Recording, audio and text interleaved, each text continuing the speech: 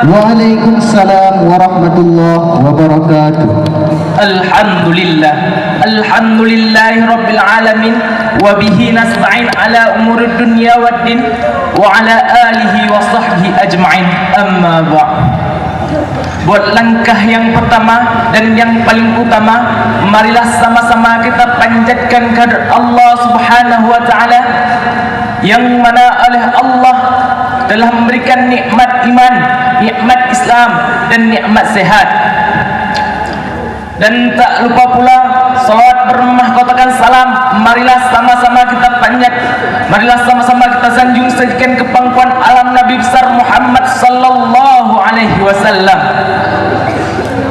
yang mana oleh beliau rela anaknya menjadi yatim, istrinya menjadi janda demi mempertegakkan kalimatul haq la ilaha illallah Muhammadar Rasulullah. Kata-kata ta'zim wal ikraman saya kepada Abidi Balai beserta keluarga, dan kepada seluruh dewan guru dan kepada dewan juri yang telah mengadil kami dengan seadil-adilnya, dan kepada seluruh talabah-talabah yang berhadir pada malam yang berbahagia ini. Izinkan saya menyampaikan sebuah pidato yang berjudul Sabar. Sabar berasal dari kata sabara yasbiru, yang artinya menahan diri dari kesusahan dan juga menyikapi sesuai dengan syariat. Allah berfirman dalam Al-Quran surat Al-Baqarah ayat 153 yang berbunyi, A'udzu billahi minasy syaithanir rajim. Bismillahirrahmanirrahim.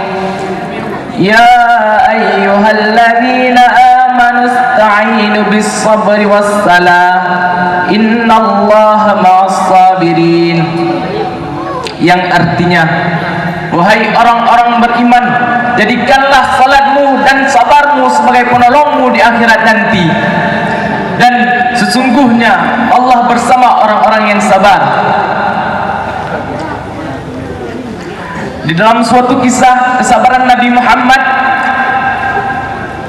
seorang kafir Quraisy diutus oleh Abu Lahab untuk meludahi Nabi dalam perjalanan ke masjid. Pada suatu hari Nabi berjalan ke masjid ingin sholat berjamaah, lalu bertemu dengan si kafir Quraisy. Lalu si kafir Quraisy itu meludahi Nabi. Apakah Nabi itu membalas dengan ludahan? Tentu tidak. Tentu Nabi membalasnya dengan senyuman. Berhari-hari diludahi, hingga suatu hari tidak ada lagi yang meludahi Nabi. Lalu Nabi bertanya kepada sahabat, wahai sahabat, kemana orang yang selalu meludahiku? Dan sahabat berkata, ya Rasulullah, orang yang selalu meludahimu sedang sakit keras di rumahnya. Lalu keesokan harinya Nabi bergegas ke rumah si kafir Quraisy untuk menjenguknya. Beberapa hari berjalan, Nabi pun sampai ke rumah si kafir Quraisy, dan Nabi pun mengetuk pintu.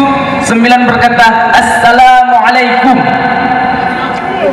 Dan istri si kafir Quraisy pun keluar. Ditanyakan kepada Nabi Muhammad, wahai Muhammad, mengapa engkau kesini? Dan Nabi Muhammad menjawab, aku ingin menjenguk suamimu. Dan Nabi Muhammad pun dipersilahkan masuk. Dan kafir Quraisy itu melihat Nabi, dan kafir Quraisy itu meneteskan air matanya, dan ditanyakan kepada Nabi, wahai Muhammad, mengapa engkau kesini? Lalu Nabi Muhammad dengan tersenyum menjawab, aku ingin menjengukmu wahai kafir Quraisy. Kenapa kamu ingin menjengukku? Padahal aku tiap hari meludahimu, aku tiap hari ingin meludahimu. Dan aku ingin meminta maaf, kata kafir Quraisy. Dan Nabi menjawab, tidak perlu engkau berminta maaf wahai kafir Quraisy, aku telah memaafkanmu walaupun kamu tidak berminta maaf.